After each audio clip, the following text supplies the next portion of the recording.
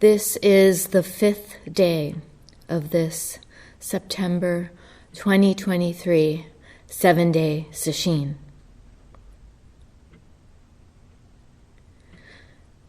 Over the past couple of days, we've been reading from the book Everyday Zen, Love and Work by Joko Beck. And we're going to continue from where we left off yesterday. This section is titled Authority.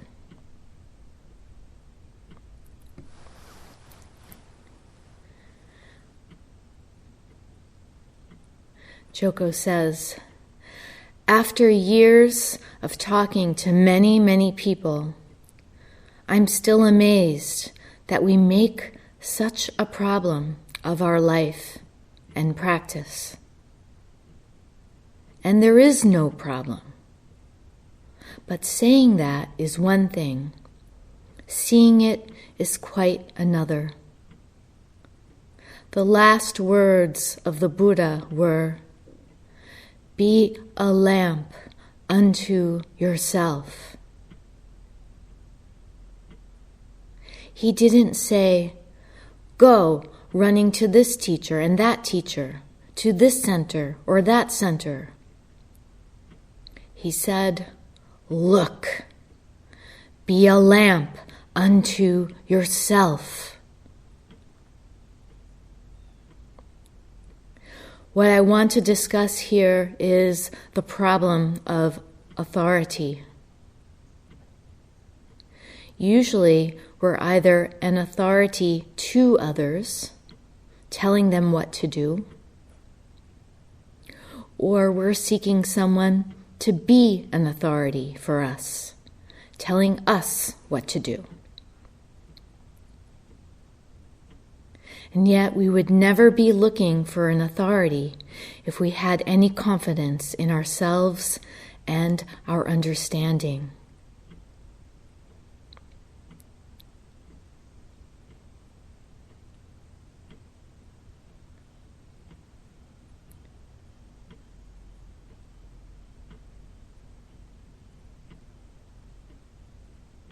We need to trust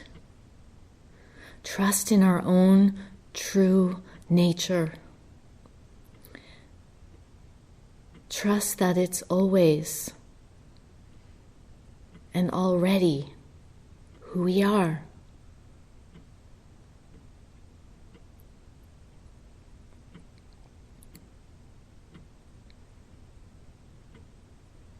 Then she says, particularly when there is something in our life that is unpleasant or baffling or upsetting, we think we need to go to a teacher or authority who can tell us what to do.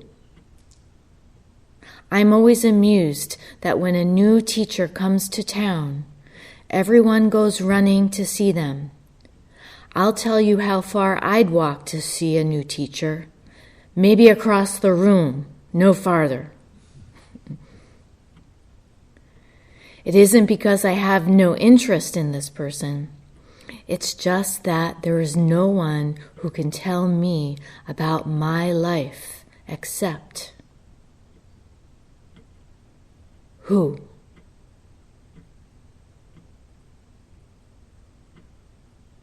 There is no authority outside of my experience.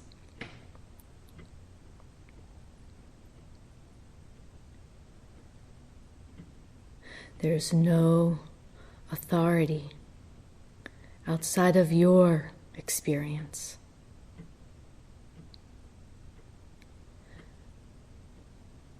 Zen is the school of direct experience. And Zazen is not just a method for experiencing our true self. It's not just a tool. It's the embodiment of what Shakyamuni Buddha had experienced sitting under the Bodhi tree some 2,500 years ago. The embodiment of it. The Rinzai master, Soyen Shaku, put it this way: don't think that your body is your body. It's the body of all beings. Don't think that your mind is your mind. It's the mind of all beings.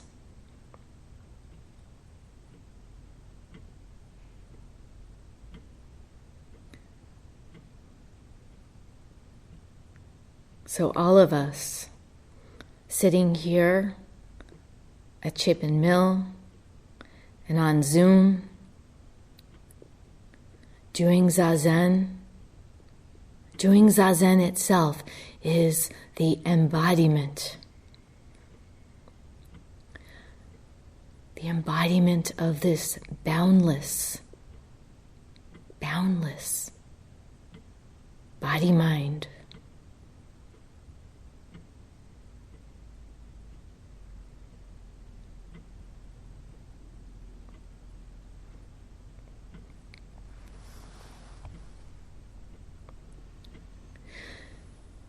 And then Joko says, but you may say, well, I need a teacher who can free me from my suffering. I'm hurting and I don't understand it. I need someone who can tell me what to do, don't I? No. You may need a guide. You may need it made clear how to practice with your life. What is needed is a guide who will make it clear to you that the authority in your life, your true teacher, is you. And we practice to realize this one you.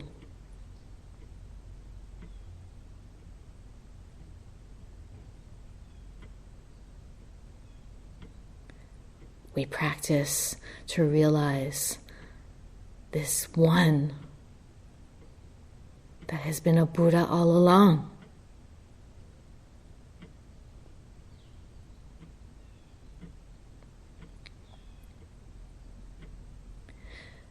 And then she says, there is only one teacher. What is that teacher?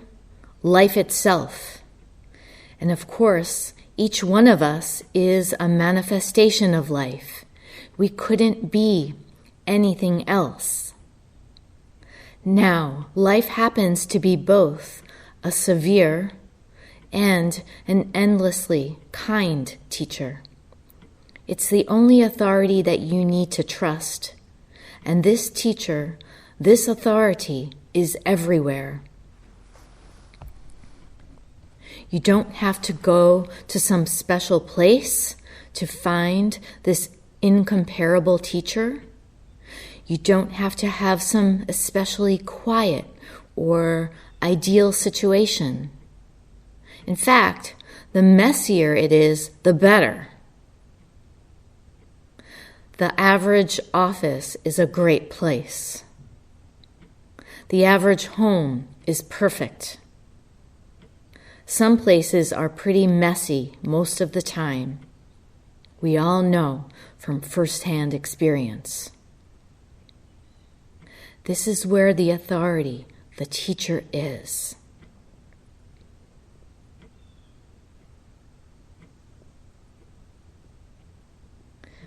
So everyone and everything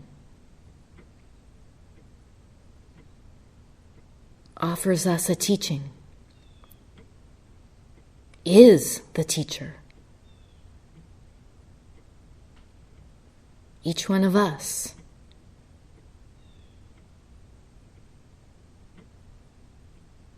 The flowers on the altar.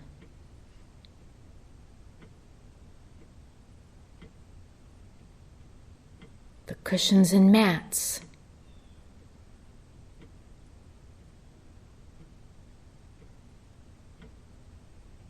the sounds of birds, things as they are, the train,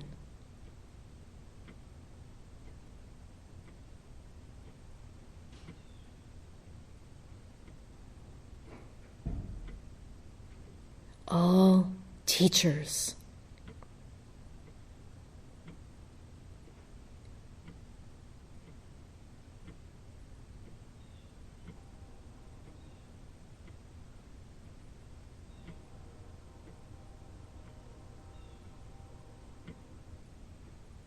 Then she says, "This is a very radical teaching. It's not for everyone. People often turn away from such a teaching. They don't want to hear it. What do they want to hear? What do you want to hear? Until we're ready, which usually means until we have suffered and have been willing to learn from the suffering, we're like baby birds in a nest. What do baby birds do? They open their mouths upward and wait to be fed. And we say, please stuff your wonderful teaching into me. I'll hold my mouth open. But you put it in.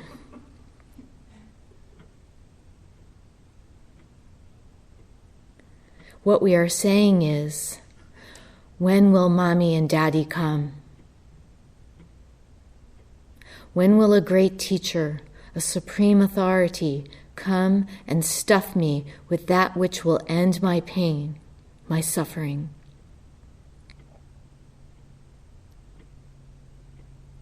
But when I can begin to experience this very moment, the true teacher, when I can honestly be each moment of my life, what I think, feel, this experiencing will settle itself into just this,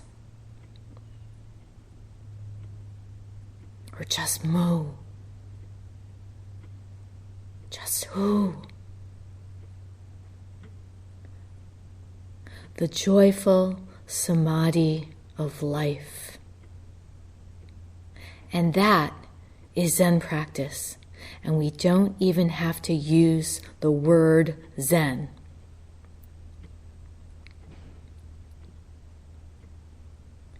We don't have to use the word Zen because it's just that, a word.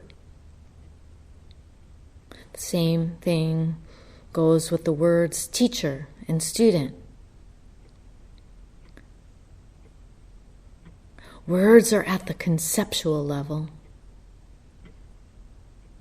They don't convey the whole of it.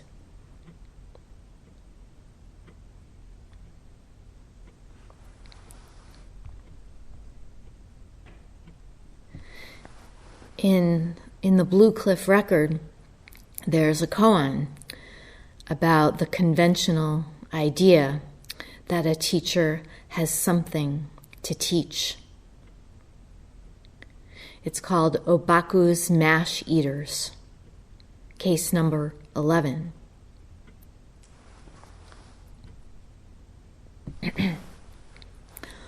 Obaku, instructing the assembly, said, "You are all mash eaters.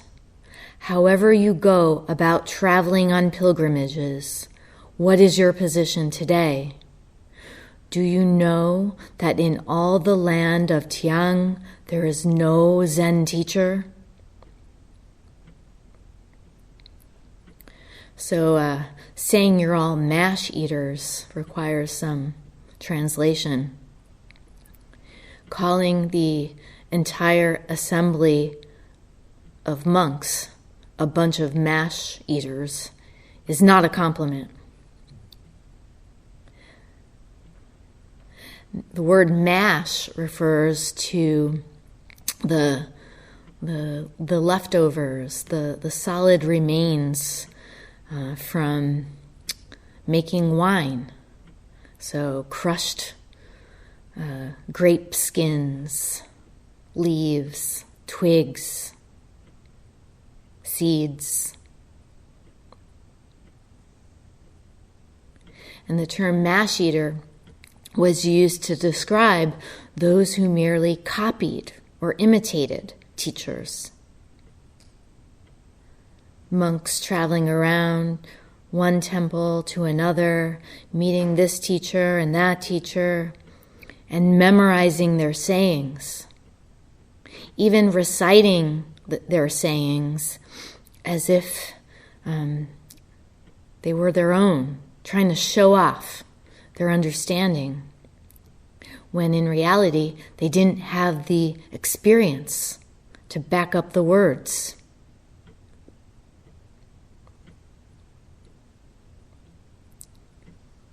So a mash eater is someone who's deluded in thinking that they've tasted the real thing.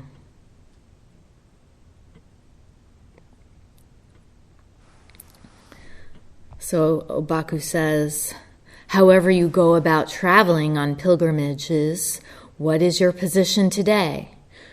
Do you know that in all the land of Tiang there is no Zen teacher? And then one of the monks comes forward out of the crowd and says, what do you mean there are no Zen teachers? Surely there are those who teach disciples and lead communities. What about that?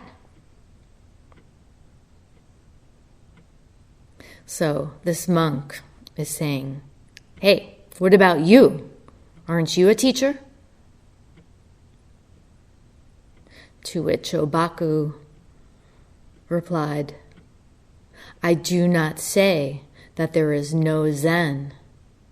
It is just that there are no Zen teachers.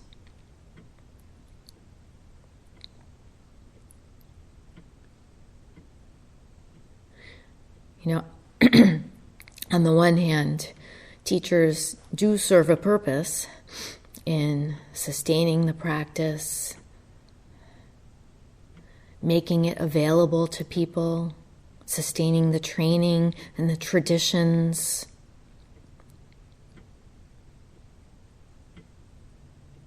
But when it comes to realization, this gets to what Joko is saying. The real teacher is the one within. It's the lamp inside yourself.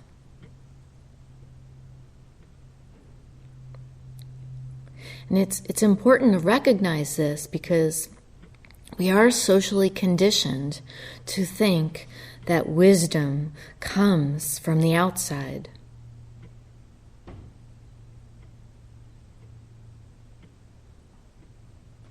There's this saying, if you're still looking for that one person who will change your life, look in the mirror.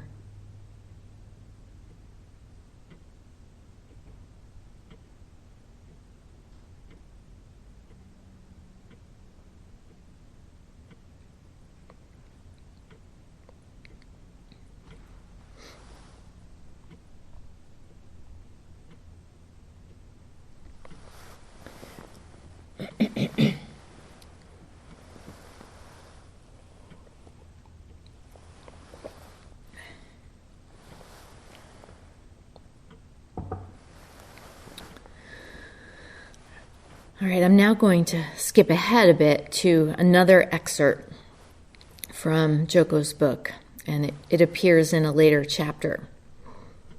It's titled, Running in Place.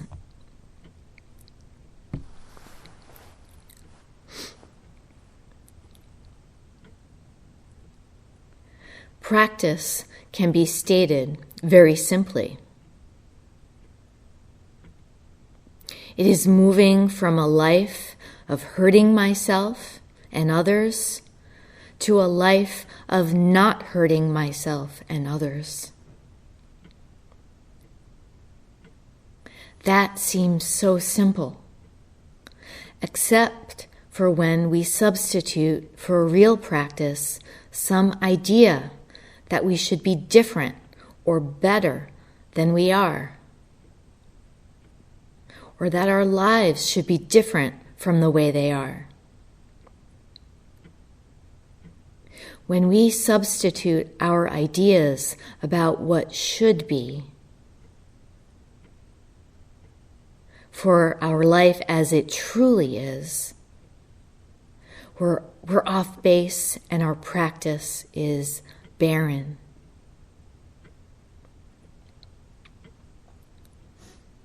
In other words, we're just living our lives through our thoughts, preconceived ideas, not through our experience of life.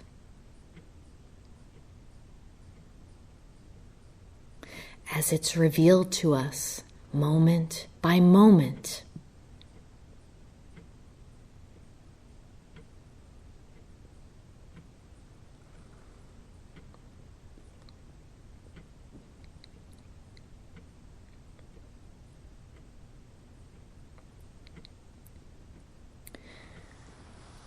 She then says, suppose we want to realize how a marathon runner feels.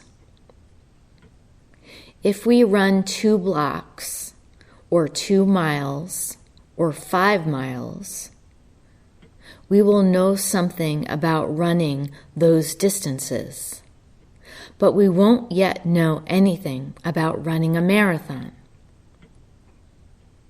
We can recite theories about marathons.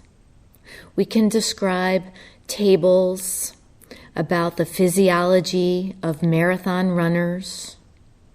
We can pile up endless information about marathon running, but that doesn't mean we know what it is. We can only know when we are the one doing it. We only know our life when we experience it directly, instead of dreaming about how it might be if we did this or had that.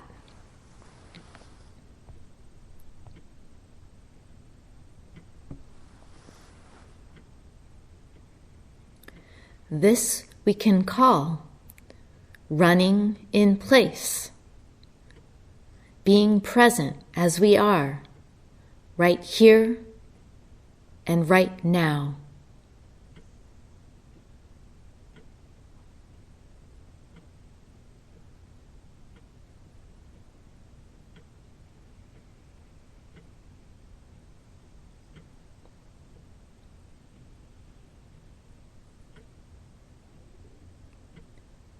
The first stage in practice is to recognize that we're not running in place. We're always thinking about how our lives might be or how they once were. What is there in our life right now that we don't want to run in place with? What is there in our life right now that we don't want to run in place with?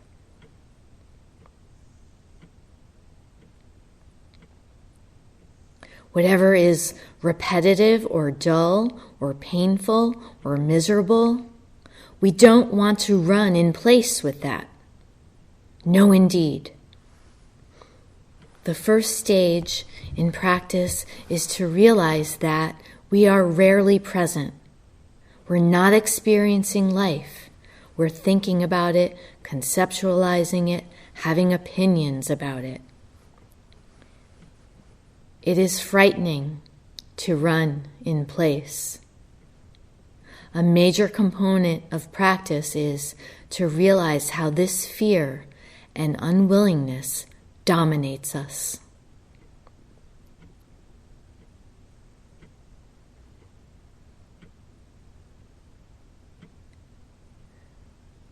What is frightening about dropping our thoughts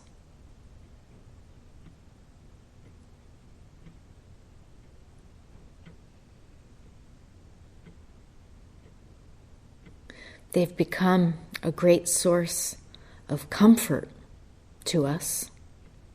They help us cope with unpleasant things, if only as a distraction.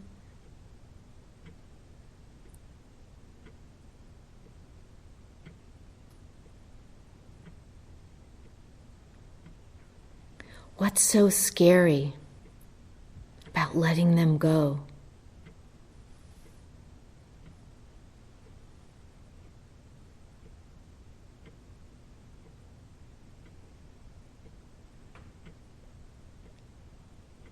Everyone in this sesshin has experienced what Joko is describing, what she calls, quote-unquote, the first stage, noticing our habitual thoughting. And it's interesting that she uses this metaphor, running in place, which conventionally tends to have a negative connotation, as in, I'm not getting anywhere. I keep going to sesshin after sesshin, and nothing happens for me. I'm stuck. I'm spinning my wheels, on and on.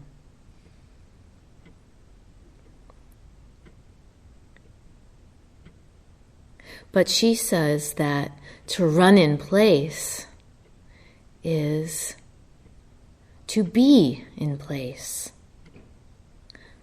No matter where you are or what you're doing, to be right there. Not trying to go someplace else.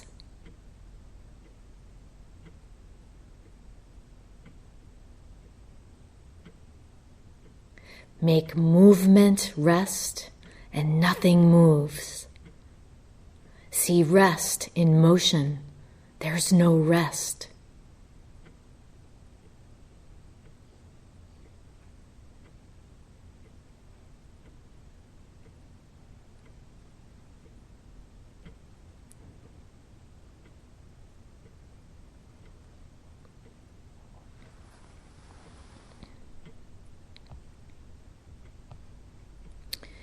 She goes on, if we practice with patience and persistence, we enter the second stage.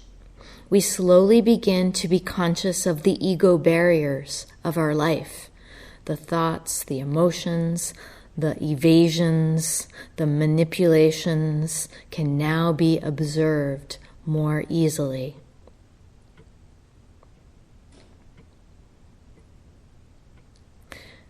Elsewhere in her book, she refers to this ability to both observe or notice and to experience as essential to creating what she calls a bigger container. What's that bigger container?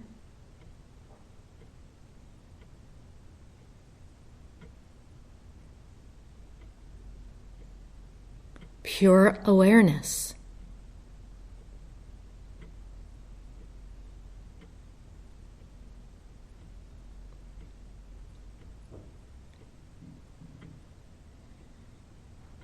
To simply observe and experience without there being one who is doing the observing and experiencing.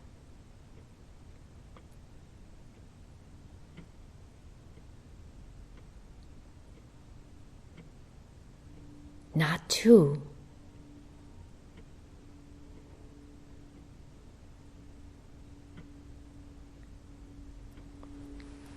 And during sesshin, as our mind settles more and more, we witness the functioning of our mind. We observe thoughts arising and disappearing, moving in and out of different mind states, different emotional states. We see how random and irrelevant and outrageous it all is.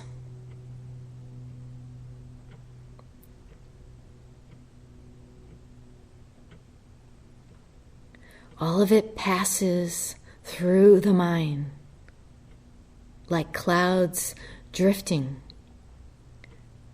along in the bright blue sky.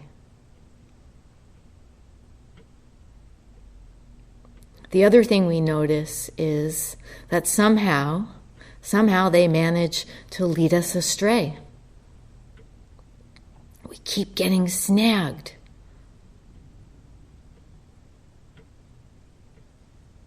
But noticing all of this is the practice working. It's part of the process, as frustrating as it can be.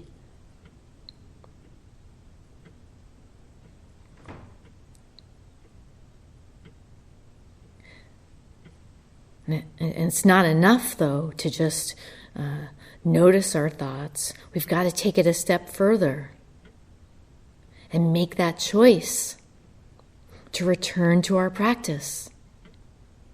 We need to do it over and over.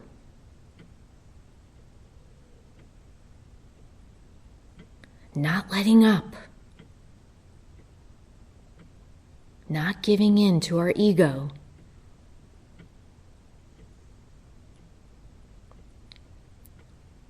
And at this point in Sesshin, our efforts are aided by Joriki, the power of mind, the energy of mind. It's accumulating and will continue to grow in the days ahead.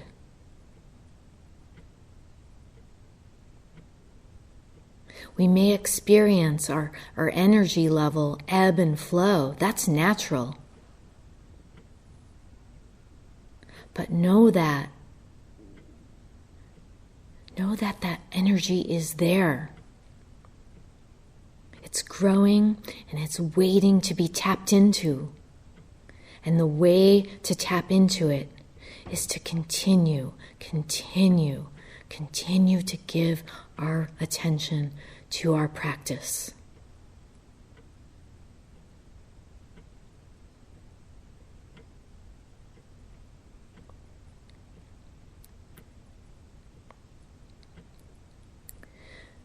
And then Joko says, and what is the crucial third stage of practice?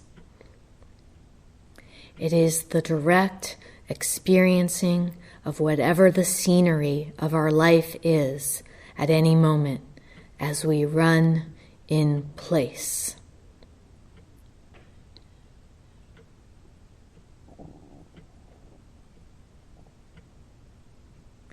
This place.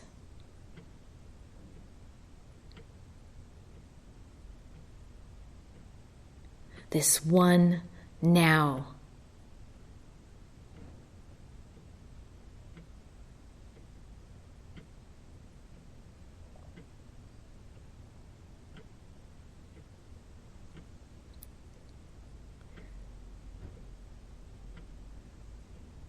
You know, in describing practice as a set of stages, to use her language, there is a risk of seeing it as linear or a chronological progression.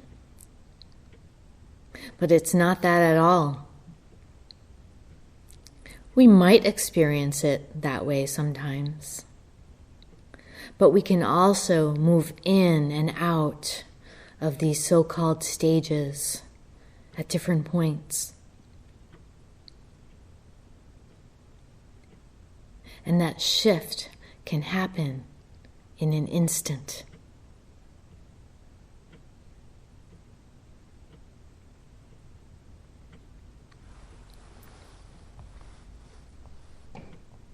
And here's what she says about this so-called third stage. Is it simple? Yes. Is it easy? No. I remember the Saturday morning when we delayed the morning sitting schedule for 20 minutes so that some of us could go a few blocks for the great opportunity of watching the San Diego Marathon leaders race by. At 9:05, along they came. I was amazed by the flowing quality of the leader's movement. Even though he was in the final 5 miles, he was simply gliding along. It was not hard to appreciate his running. But where is it that we have to run and practice?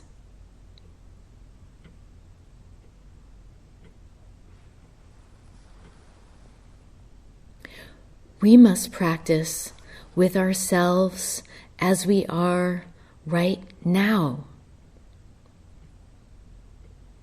To see a top-level runner is inspiring, but thinking that we should be like that now is not useful. We have to run where we are. We have to learn here and now from how we are here and now.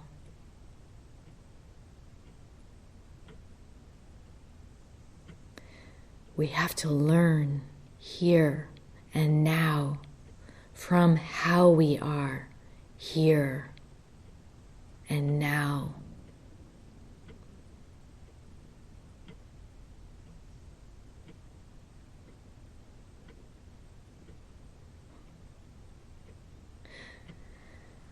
This reminds me of how one of the big mistakes I kept making over and over in sesshin. I used to treat it as if it were a marathon of some kind. I saw it as this enormous, impossible challenge. I made it into a thing, an object, and it had a start and a finish. And so much of my energy was about getting to the finish line. If not Kensho, then just getting through to the end of sesshin.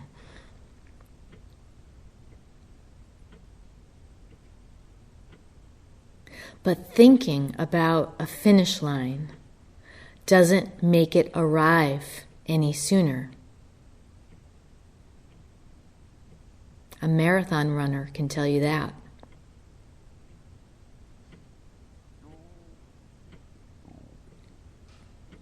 And not only that,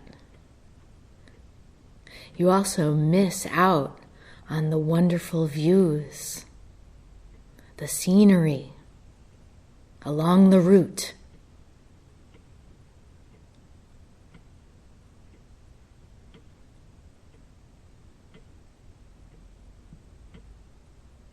All the nows that are yet to come.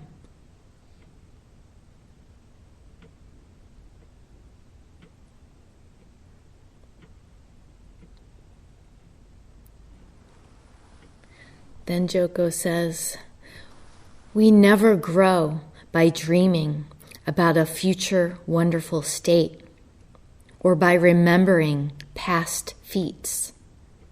We grow by being where we are and experiencing what our life is right now. We must experience our anger, our sorrow, our failure, our apprehension. They can all be our teachers when we do not separate ourselves from them. When we escape from what is given, we cannot learn, we cannot grow. That's not hard to understand, just hard to do. Those who persist, however, will be those who will grow in understanding and compassion. How long is such practice required? Forever.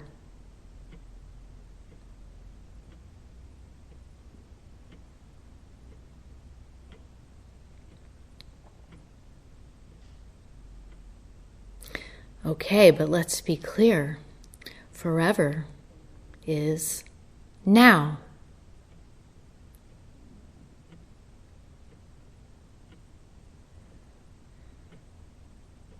There's that cliche saying, live in the moment. You find it on t-shirts. But how could you not live in the moment? Even if you don't recognize yet that life is just as it is, moment by moment,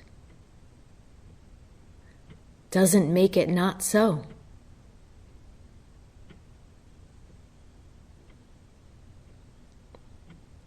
Nothing is static. Life is changing one moment to the next.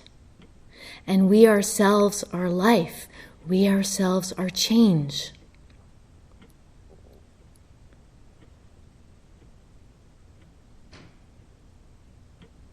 Each breath is a beginning. Each breath is a chance to reunite with our practice. Again and again.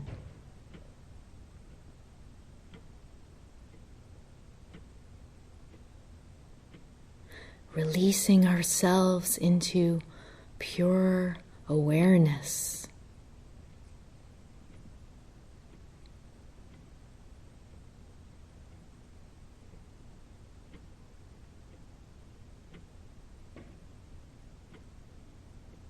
Don't waste this one precious moment. Don't waste this one now.